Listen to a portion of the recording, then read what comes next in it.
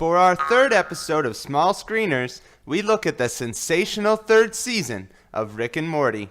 Please like, share, and subscribe if you enjoy this video. This Adult Swim comedy risked a 2-year hiatus only to return to a huge fan base impatiently yearning for more.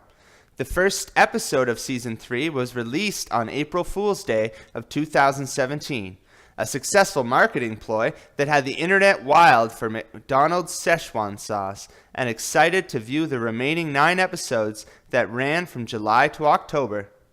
With rumors that surprise episodes may be on their way, we want to take a closer look at this season so far and discuss why this relatively young program is so popular. Dan Harmon, creator of the cult classic show Community, showcases his immense knowledge of storytelling and his flair for character development, demonstrating his ability to turn age-old television tricks and tropes on their heads and give us the refreshingly original Rick and Morty. With the first 2 seasons ripe with zany adventures spanning the multiverse, Harmon continues to bend the rules of television by evolving the jokes and plots instead of sticking to the episodic format of the first 2 seasons. The show becomes more serialized as it goes on. Each episode plays upon the past, and the characters feel increasingly real as they are tested in new ways, never relying on the safety of the status quo. This approach is becoming more common in television, even in shows that did not previously use this style of storytelling. As people become more accustomed to binge watching, television is adapting its medium. Instead of containing stories within one episode, the more traditional approach, writers can assume most viewers are caught up on the story so far and create arcs that span multiple episodes or seasons, or even the entire series. By crafting compelling situations wrought with mystery that keep you wondering and guessing at what is to come next, he succeeds in television's ultimate goal to keep you coming back every week for the next episode. Co-creator Justin Roiland lends his voice talents to the show, playing both titular characters as well as co-writing the series, tapping his wild imagination for some of the most interesting and intricate storylines ever produced.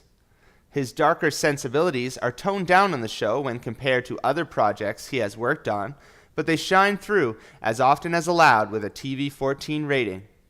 With direct ties to Doc Brown and Marty McFly, the show also takes heavily from other science fiction, feeling something like Doctor Who meets Futurama. This season kicks off by resolving Rick's imprisonment and Earth's colonization. By utilizing a familiar television trick to momentarily make the viewer think everything was resolved off-screen and the status quo has returned, the story goes off on an incredibly intricate story that involves exhuming an alternate Rick's dead body, traveling back to the original Rick and Morty world, and Rick's battle within his own mind that results in Rick transferring his consciousness to multiple other bodies, his original body being destroyed in the process. This is a perfect example of how the show requires a high level of science fiction knowledge to really understand and follow the concepts they casually employ as plot devices. Millennials have grown up on these types of shows and therefore engage with the show's setting quite easily, resulting in the show's success as the highest viewed comedy in the 18 to 49 demographic. Also seen in this season are many bold fourth wall breaking jokes that rely on the audience's behind the scenes knowledge for the joke to hit. Calling themselves slower than South Park because they are referencing Minecraft years late, or some are blaming their infighting for why they are behind schedule, are all ways to poke fun at the show itself. The season is wrought with plot twists and turns that stretch sci-fi concepts to their outer limits, but it is always framed within the household of a modern family with hardships and struggles that are relatable. What sets the show apart is the way it subverts expectations at every opportunity, even within the domestic realm. When you think Rick has grown or changed, he reverts back to his selfish insanity, much like the character House. By being right all the time, these brilliant men believe that they can do no wrong and that the world should do their bidding. This results in Rick's ultimatum to Beth this season to choose between him and her own husband. As the second episode begins with the resulting separation of Beth and Jerry, we see how this season has become much more serialized.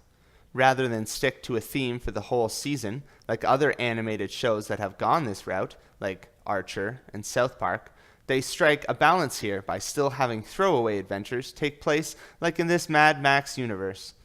With the premise of infinite universes established, the show is always best when it is exploring crazy sci-fi concepts or referencing epic pop culture.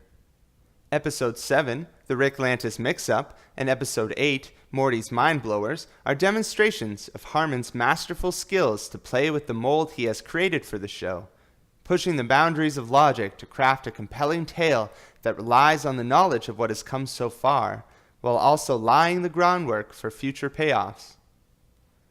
In Episode 7, Rick and Morty go off on an adventure to Atlantis, but we never see it, instead following the stories of dozens of their multiverse doppelgangers, getting a glimpse at life inside the citadel of Ricks.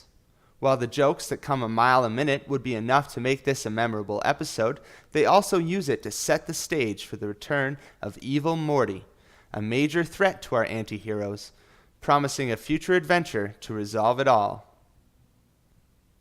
Episode 8 starts out with yet another unseen Rick and Morty adventure, where the plot instead follows the after effects this life has had on Morty. It is revealed that countless adventures have gone by where Rick was required to remove traumatic memories to spare him the psychological effects.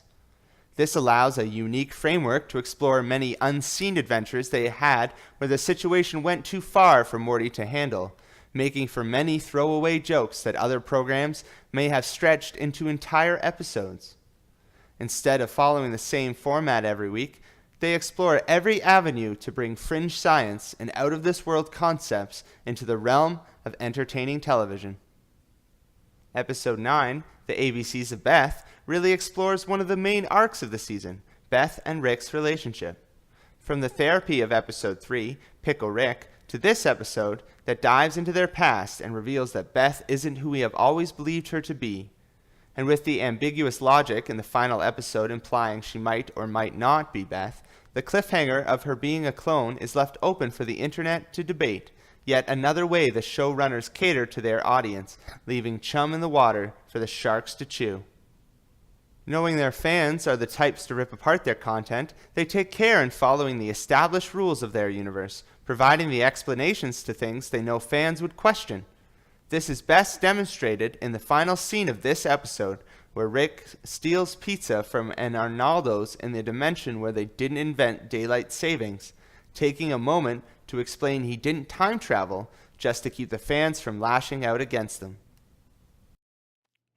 By the way, that wasn't time travel. There were just a couple pizzas on the counter. I grabbed them. The final episode begins by starting an adventure for the U.S. president, easily a larger-than-life season finale plot, but instead they quickly call themselves out on how lame it is and blow it off.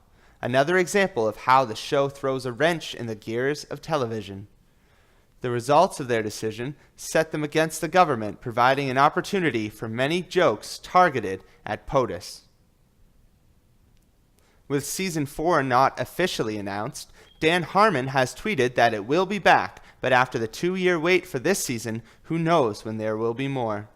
Luckily, with one of the highest jokes per minute ratings, rewatching the show always promises you will catch something you missed the first time around.